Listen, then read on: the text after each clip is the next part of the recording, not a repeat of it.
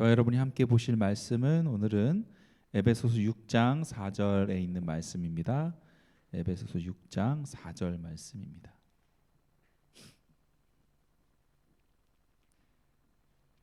한 절이니까요. 우리가 한 목소리로 함께 읽도록 하겠습니다. 함께 시작. 또 아비들아 너희 자녀를 노엽게 하지 말고 오직 주의 교훈과 훈계로 양육하라. 아멘. 네.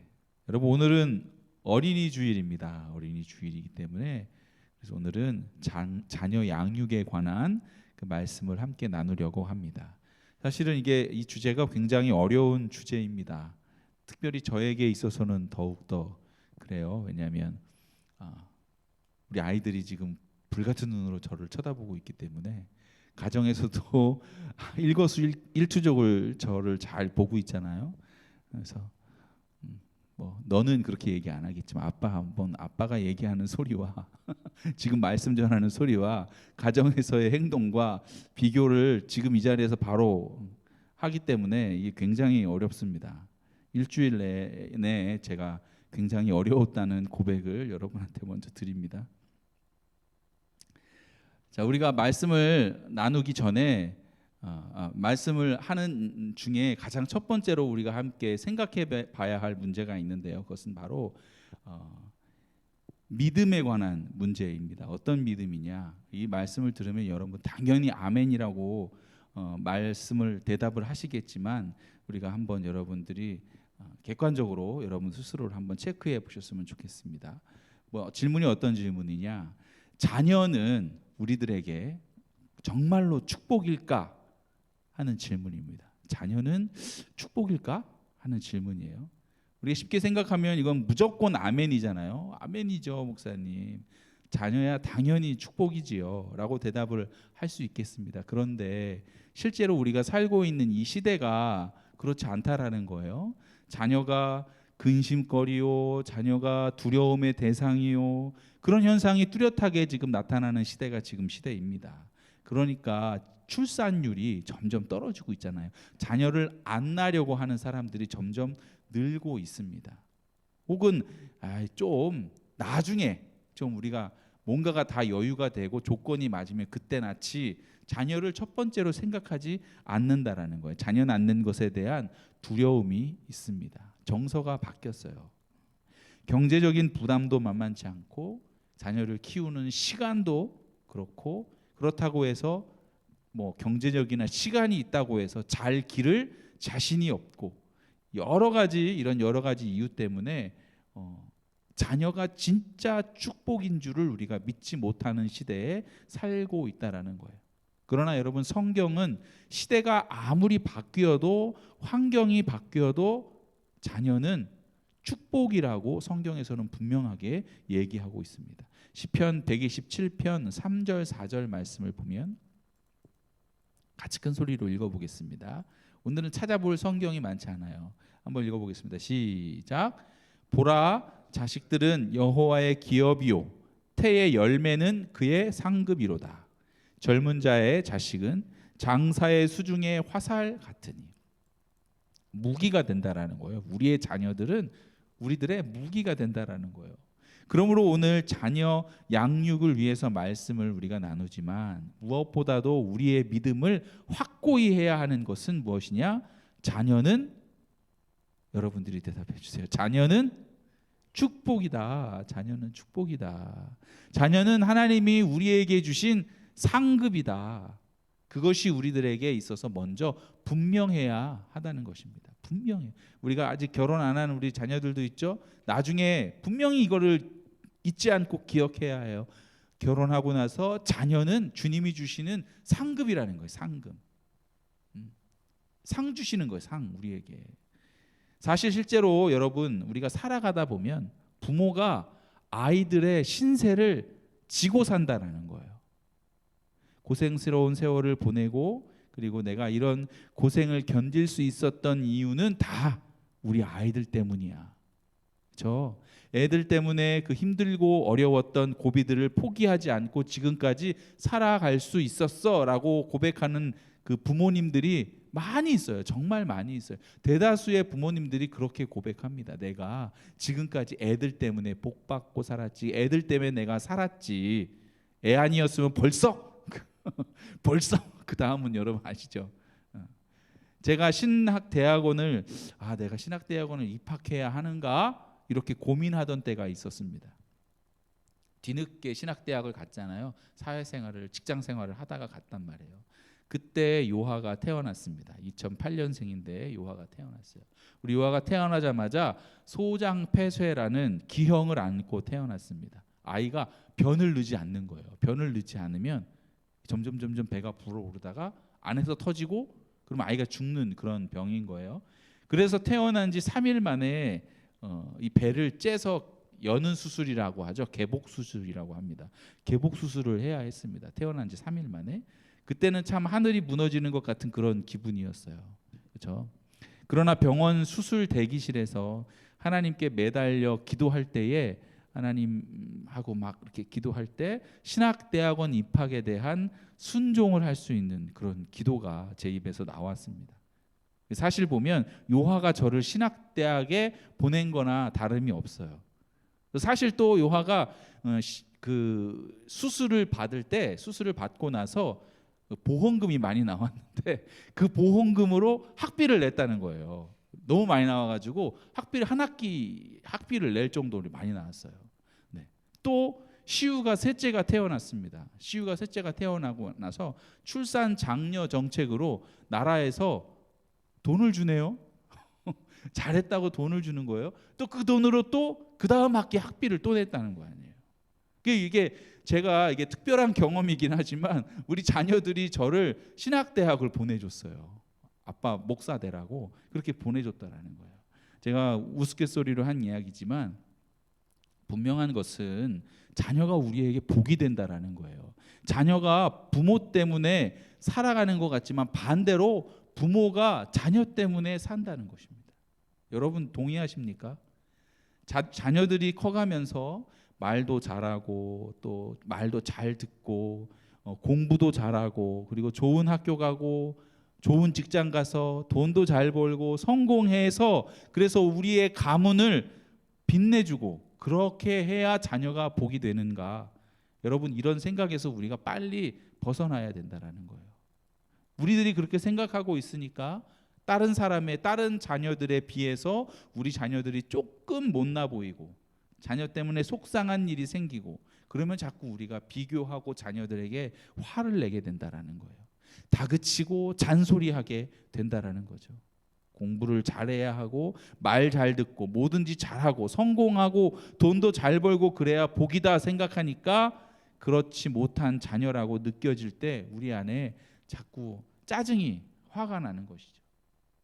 여러분 자녀는 있는 그대로 잘나 보이든 그렇지 않든 똑똑해 보이든 그렇지 않든 간에 뭔가 스스로 길을 잘 헤쳐나가는 자녀 같아 보이든 아니면 좀 모자란 그런 것 같은 자녀이든 상관없이 그냥 존재 자체가 우리들에게 축복이고 또 하나님이 보실 땐 존재 자체가 너무너무 기뻐하시는 자녀가 되는 거예요.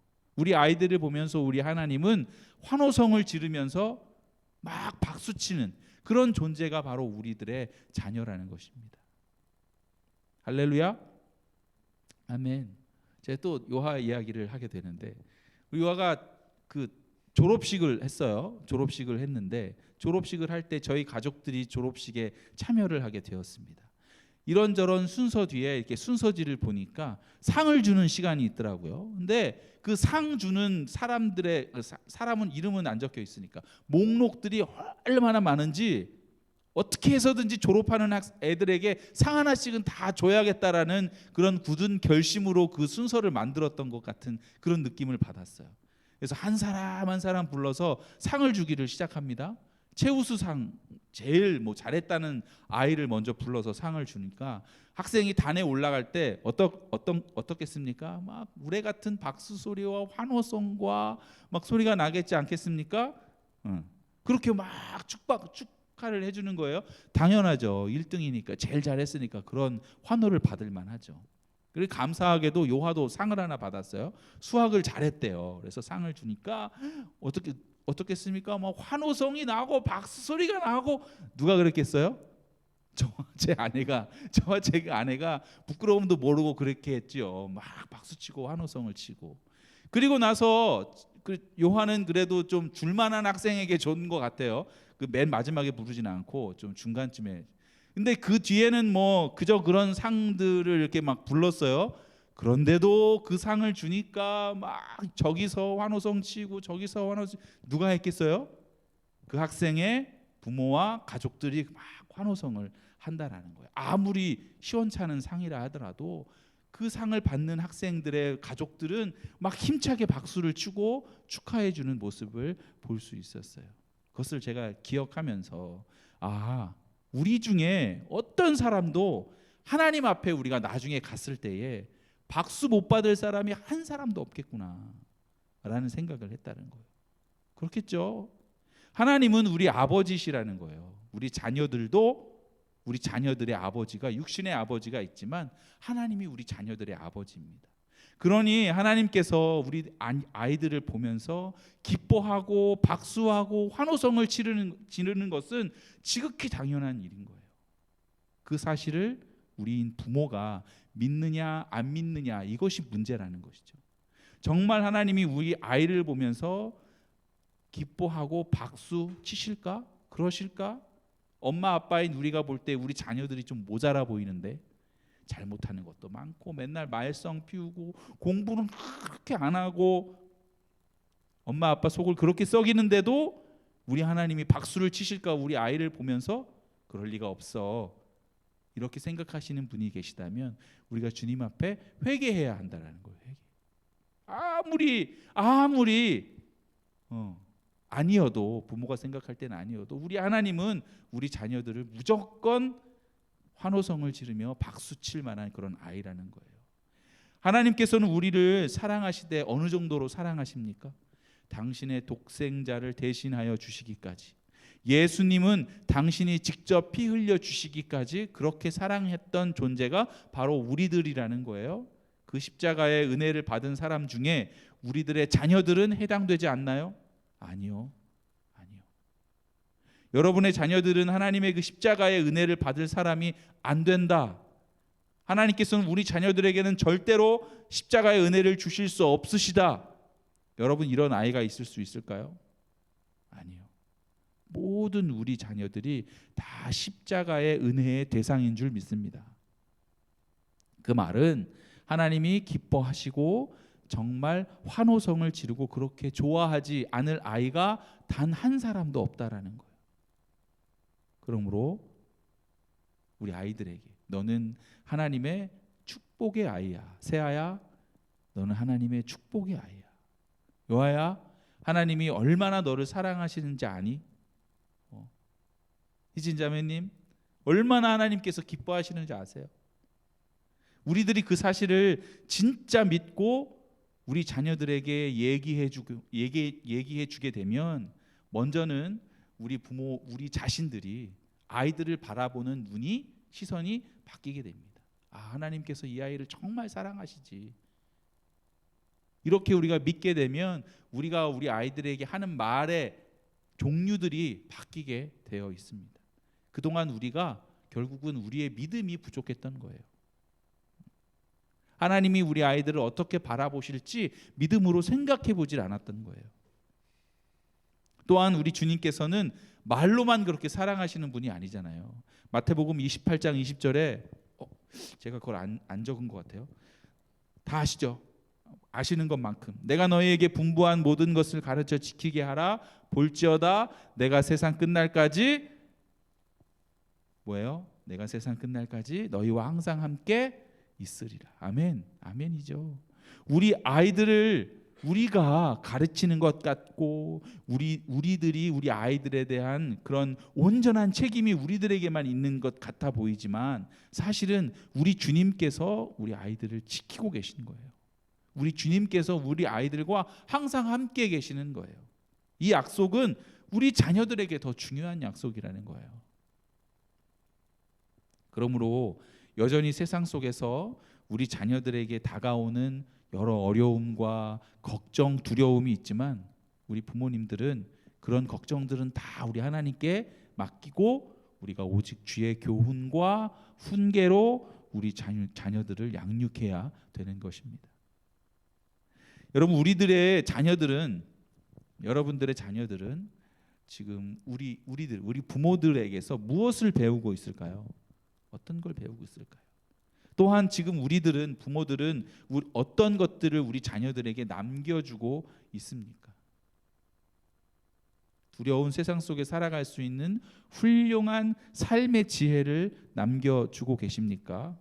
아니면 혹은 부모들의 삶의 방식과 태도, 성실하거나 어떤 깔끔한 생활 혹은 어떤 좋지 못한 버릇과 습관들을 자녀들에게 남겨주고 있습니까?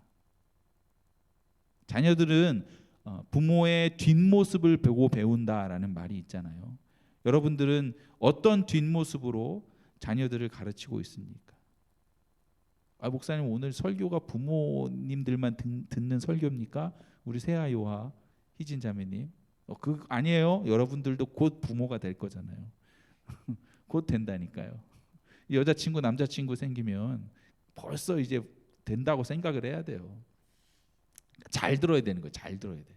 잘 들어요. 나랑 상관없는 말씀이네 이렇게 생각하면 안 돼요. 그렇듯 나와는 상관없어.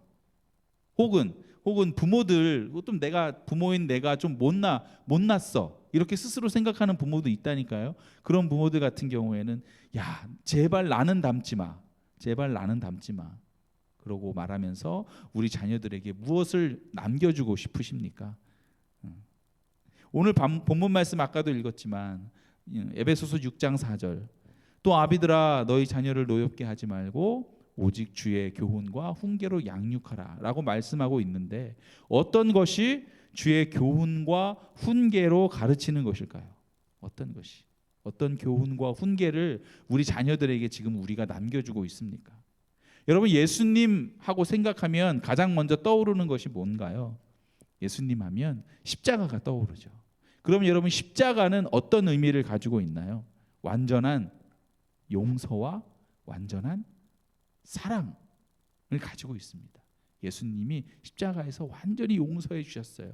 예수님이 우리를 완전히 사랑했기 때문에 십자가를 지신 거잖아요. 그러니까 여러분, 주의 교훈과 훈계로 가르친다라는 것은 아이들이 완전한 용서 그리고 완전한 사랑의 분위기 속에서 자라가게끔 해주는 거예요. 우리가 엄마 아빠가 끊임없이 용서하고 엄마 아빠가 끊임없이 사랑하는 것, 그것을 경험하면서 우리 자녀들이 자라게끔 해주는 거예요. 그래서 아이들이 우리 아빠는요, 성경에 탕자의 아빠가 나오는데요, 그 탕자의 아빠랑 완전히 똑같아요. 아빠가 완전히 탕자 아빠 그대로예요. 우리 엄마는요, 우리가 우리 엄마를 볼 때마다 예수님을 보는 것 같아요. 정말 사랑이 많으시고 용서하시고 그 말들을 하시면서 우리를 안아주시고, 그렇게 자녀들이 보게끔 우리가 생활하는 것을 말합니다. 여러분, 오늘 돌아가서 혹 기회가 가능하다면 엄마 자녀들한테 한번 엄마가 물어보세요. 아빠가 물어보세요. 야, 너는 날 보면서 예수님을 보는 것 같니? 그렇게 한번 물어보세요. 내가 예수님처럼 사랑과 용서가 많은 것 같니? 이렇게 한번 물어볼 수 있으면 좋겠습니다. 이따 물어볼게요. 새아이와 대답해 주세요. 네. 여러분, 부모로서 우리가 할 일은 자녀에게 말로 가르치는 또는 야단치는, 그래서 자녀들이 노여워지는 그런 단계가 아닙니다. 그렇게 해서는 안 됩니다. 성경은 그렇게 하지 말라고 얘기하고 있어요. 그냥 주의 교훈과 훈계, 즉 그냥 믿음과 사랑으로 살아내는 것입니다. 엄마 아빠가 진짜 믿음과 사랑으로 살아내는 것, 아이들이 여러분 다 알아요. 아이들이 모르는 것 같지만 다 봅니다. 엄마가 하나님을 진짜 믿고 그 믿음으로 자기 자신을 믿어주는지, 아빠가 믿음과 사랑의 모습을 통해서 정말 나를 용서하고 있는지, 그것을 통해서 우리 자녀들이 예수님의 사랑이 뭔지를 배우고 예수님의 용서가 뭔지를 엄마 아빠를 통해서 배운다니까요. 여러분, 우리는 나이가 들어서 늙고 초라해지고 결국은 자녀들에게 짐이 되는 것에 대해서 두려움을 갖습니다. 우리들의 부모님들, 저와 여러분들의 부모님들이 이런 걱정들을 참 많이 하셔요. 내가 우리 자녀들을 도와줄 수 있는 것은 뭐 넉넉해서 돈을 많이 물려주거나 혹은 빌딩을 하나 남겨주거나 아니면 땅을 하나 남겨주거나 이런 것은 못하더라도 빚이나마 우리 자녀들에게 남겨주지 말아야겠다라는 말씀들을 종종 하세요. 혹은 내가 노년에 쇠약해지고 병들어서 자녀들에게 피해를 주는 일이 없도록 지금 내 건강 하나 잘 챙겨야겠다. 이렇게 우리 어머니, 아버님들은 그렇게 얘기합니다. 이런 소망들을 가지고 사시는 것 같아요.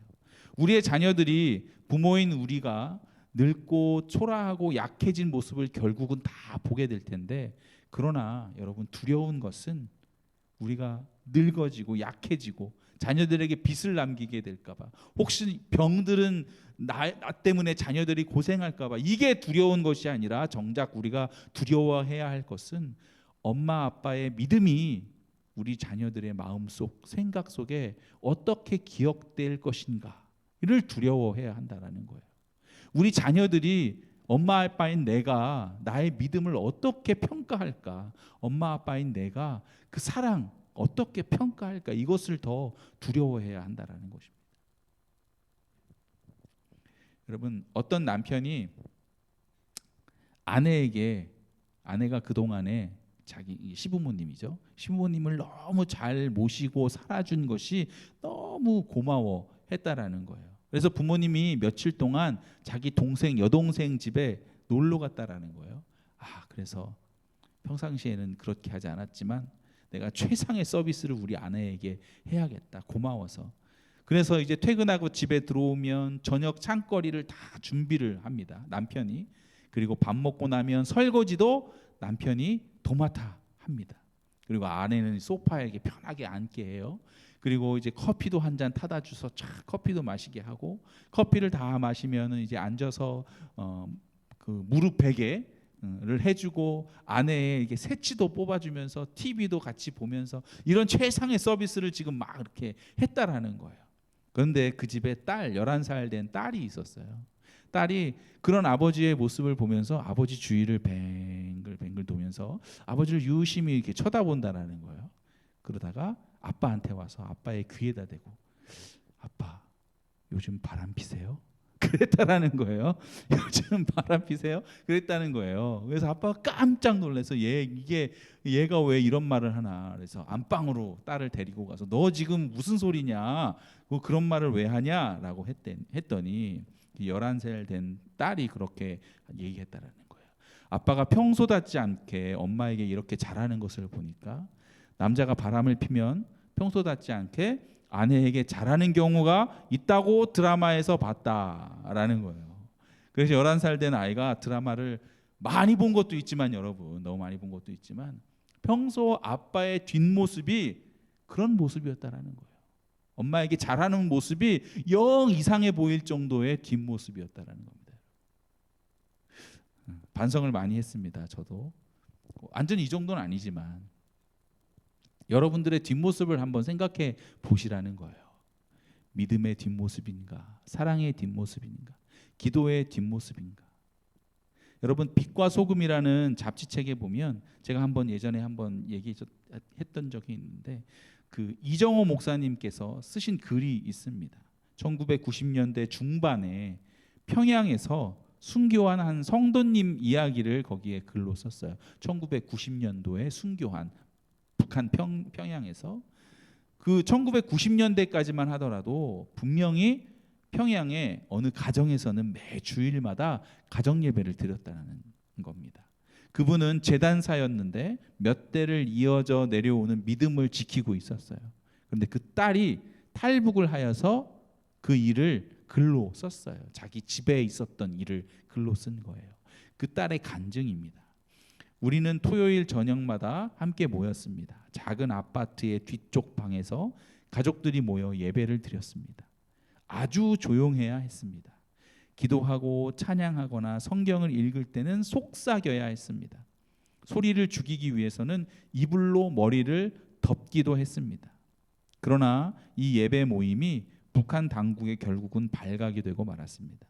그래서 아버지와 삼촌이 갑작스럽게 들이닥친 북한 당국에 의해서 체포가 되었고, 그리고 그것이 가족들에게 급히 연락이 되고, 그 가족들은 집으로 모이지 않고 바로 급히 산으로 도망을 해서 국경선을 통과하고 다행히 돕는 자들의 손에 의해서 탈북을 하게 되었습니다. 그 딸이 자기 아버지와 있었던 일을 다 계속해서 쓰고 있어요. 아침에 아버지를 이렇게 기억을 합니다. 학교에 가기 전에 항상 그렇듯이 아버지가 저를 안아주시면서 조심하라고 말씀하셨죠. 아버지는 매일 아침 식사 때마다 언젠가는 정부가 알아내고 체포할 것이라고 말씀하셨습니다. 언젠간 우리가 치러야 할 신앙의 대가에 대해서 경고하셨습니다. 죽음이 닥쳐도 예수님을 따를 것이라고 아버지는 자주 말씀하셨어요. 저는 하나님이 없다고 말하는 땅에서 자랐습니다. 하지만 나의 아버지는 다른 이야기를 해주셨습니다. 예수님에 대한 이야기였어요. 아버지는 예수님을 사랑하셨고 그분을 위해 돌아가셨습니다. 이 딸이 기억하는 아빠의 모습은 여러분 무엇입니까? 아버지는 예수님을 진정으로 사랑했다라는 거예요. 여러분, 우리들은 우리들의 자녀들에게 무엇을 남겨주시기를 원하십니까? 부모가 자녀에게 해줄 수 있는 최고의 양육은 우리들의 자녀의 마음속에 우리 엄마 아빠는 정말 믿음으로 살았어, 정말 사랑하시는 분이야, 기도를 참 많이 하시는 분이었어, 그렇게 기억나게 해주는 것입니다. 우리가 아이를 잘 길러보려고 애쓰고 노력해서 우리 아이들이 잘 길러지는 것이 아닙니다. 우리 자신이 믿음과 사랑으로 살아내는 것이 하나님께서 우리를 통해서 자녀를 길러내시는 그런 유일한 방법, 곧 주의 교훈과 훈계인 것입니다. 우리 믿는 자들의 싸움은 결국은 믿음의 싸움이에요. 눈에 보이는, 우리 부모의 눈에 보이는, 때때로 실망이 되고 또 좌절이 되는, 어떤 때는 절망이 느껴지더라도, 우리 아이들을 봤을 때 절망이 느껴지더라도 믿음의 싸움이에요. 끝까지 믿음의 싸움. 어떤 믿음을 놓지 않는 거요? 이 아이는 하나님의 축복이다. 이 아이는 하나님이 정말 사랑하시는 아이야. 이 아이를 위해서 예수님이 대신 십자가에 달려 돌아가셨어. 이것을 우리가 끝까지 믿고 나가는 거예요. 그리고 해줄 수 있는 것은 사랑밖에 없는 거죠. 용서하고 사랑하고 기도하고 또 사랑하고 용서하고 기도하고, 예수님께서 저와 여러분에게 했던 것처럼 저희들도 우리 아이들에게 해주는 것입니다. 자녀가 정말 엉망으로 사는 것처럼 보일 때도 우리 이렇게 얘기해야 해요. 내가 뭘 하든지, 내가 어디에 가든지 너는 항상 우리 자녀야. 우리는 내가 우리의 자녀라고 항상 기쁘게 말할 수 있어. 우리는 간혹 내가 하는 일이 마음에 안 들 수도 있지만, 그러나 너의 존재는 우리들에게 있어서는 축복이야. 부끄러워하지 않아. 여러분, 신실한 하나님 앞에서 신실한 가정 속에서도 탕자가 나올 수 있다는 거예요. 정말 좋은 믿음의 아버지 밑에서도 탕자가 나올 수 있어요. 여러분, 탕자의 비유에 보면 그 아버지가 얼마나 훌륭한 아버지예요. 그렇잖아요.